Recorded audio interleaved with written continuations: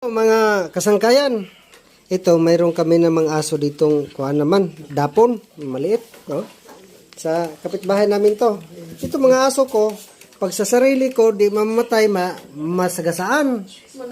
Kaya yan na lang ang mga kapitbahay na lang na dumadapon di sa bahay.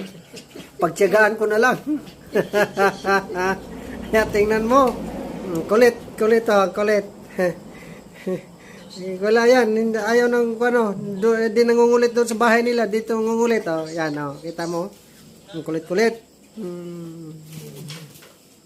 Ganyan yan yung mga namin. Dandan ang pangalan nito kasi yung may-ari nito si Jordan. Tika muna, mag-itim-itim.